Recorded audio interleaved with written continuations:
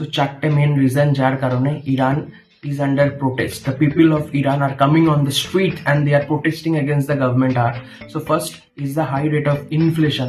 Food inflation এখন ইরানে 70% touch করে গেছে, যেটা আন্ডার 10% থাকা উচিত ফর আ ডেভেলপিং কান্ট্রি, সেটা এখন 70% টাচ করেছে। First reason. Second reason is the rate of unemployment. Unemployment in Iran is currently at its peak. এত পরিমাণে আনএমপ্লয়মেন্ট হয়েছে যে গভর্নমেন্টের এগেনস্টে ইউথরা নেমে এসছে, যারা আগে গভর্নমেন্টকে সাপোর্ট করতো এখন গভর্নমেন্টের এগেনস্টে চলে এসছে তারা।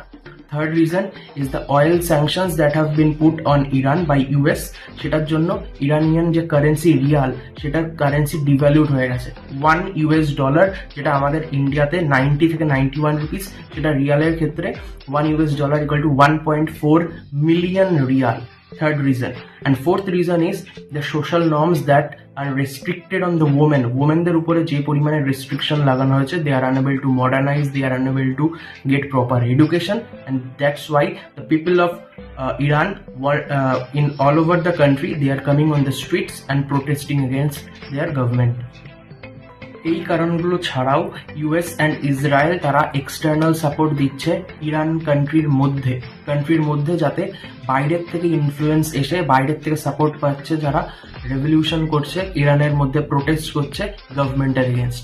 এটা হচ্ছে একটা external factor apart from the internal crisis in Iran. Thank you so much for watching.